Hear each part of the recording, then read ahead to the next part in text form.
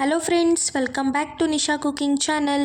ಇವತ್ತಿನ ವಿಡಿಯೋದಲ್ಲಿ ದೋಸೆಗೆ ಕೆಂಪು ಚಟ್ನಿ ರೆಸಿಪಿನ ತೋರಿಸ್ಕೊಡ್ತಾ ಇದ್ದೀನಿ. ಮನೆಯಲ್ಲೇ ಇರುವಂತಹ ಇಂಗ್ರೀಡಿಯೆಂಟ್ಸ್ನ ಬಳಸ್ಕೊಂಡು ಯಾವ ರೀತಿಯಾಗಿ ಸಿಂಪಲ್ಲಾಗಿ ಸುಲಭವಾಗಿ ಕೆಂಪು ಚಟ್ನಿನ ಮಾಡ್ಕೊಳ್ಬೋದು ಅಂತ ಹೇಳ್ಕೊಡ್ತಾ ಇದ್ದೀನಿ. ಇವಾಗ ಇಂಗ್ರೀಡಿಯೆಂಟ್ಸ್ನ ನೋಡ್ಕೊಳ್ಳೋಣ. ಮೊದಲನೇದಾಗಿ ಒಂದು 16ರಿಂದ 20 ಒಣಮೆಣಸಿನ್ಕಾಯಿನ ಈ ರೀತಿ ನೀರಿನಲ್ಲಿ ನೆನೆಸಿಟ್ಕೊಂಡಿದ್ದೀನಿ. ನಂತರ 1 ಟೇಬಲ್ ಸ್ಪೂನಷ್ಟು ಸಾಂಬಾರು ಕಾಳನ್ನ ತೊಗೊಂಡಿದ್ದೀನಿ, 1 ಗಡ್ಡೆ ಆಗುವಷ್ಟು ಬೆಳ್ಳುಳ್ಳಿ, ಸ್ವಲ್ಪ ಹುಣಸೆ ಹಣ್ಣು, ನಂತರ ಅರ್ಧ ಟೇಬಲ್ ಸ್ಪೂನಷ್ಟು ಜೀರಿಗೆ, ರುಚಿಗೆ ತಕ್ಕಷ್ಟು ಉಪ್ಪು. ನೆಕ್ಸ್ಟು ಒಂದು ಸಣ್ಣ ಮಿಕ್ಸರ್ ಜಾರ್ನ ತೊಗೊಂಡು ಇಟ್ಕೊಂಡಿದ್ದಂತಹ ಇಂಗ್ರೀಡಿಯೆಂಟ್ಸ್ನೆಲ್ಲ ಹಾಕಬೇಕು. ಇಲ್ಲಿ ಕೆಲವರು ಬೆಲ್ಲ ಕೂಡ ಯೂಸ್ ಮಾಡ್ತಾರೆ. ನನಗೆ ಬೆಲ್ಲ ಹಾಕಿದ್ರೆ ಅಡುಗೆ ಅಷ್ಟು ಇಷ್ಟ ಆಗೋದಿಲ್ಲ, ಸೊ ಹಾಗಾಗಿ ನಾನು ಬೆಲ್ಲನ ಸ್ಕಿಪ್ ಮಾಡಿದ್ದೀನಿ. ನಿಮಗೆ ಇಷ್ಟ ಆದರೆ ಹಾಕಬೇಕು ಅನಿಸಿದ್ರೆ ನೀವು ಹಾಕ್ಕೊಳ್ಬೋದು. ನಾನಿಲ್ಲಿ ಹಾಕ್ತಾ ಇಲ್ಲ.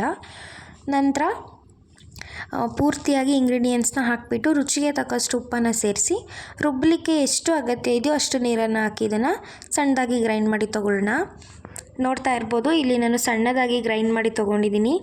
ನೋಡಿದ್ರಲ್ಲ, ಮನೆಯಲ್ಲೇ ಇರುವಂಥ ಇಂಗ್ರೀಡಿಯೆಂಟ್ಸ್ನ ಬಳಸಿ ದೋಸೆಗೆ ಕೆಂಪು ಚಟ್ನಿ ರೆಸಿಪಿನ ತೋರಿಸ್ತಿದ್ದೀನಿ. ನೀವು ಇದೇ ರೀತಿ ಮನೆಯಲ್ಲಿ ಟ್ರೈ ಮಾಡಿ, ಇಷ್ಟ ಆಗುತ್ತೆ. ಹಾಗೆ ಸಿಂಪಲ್ಲಾಗಿ ಇರುವಂತಹ ರೆಸಿಪಿ ಇದು.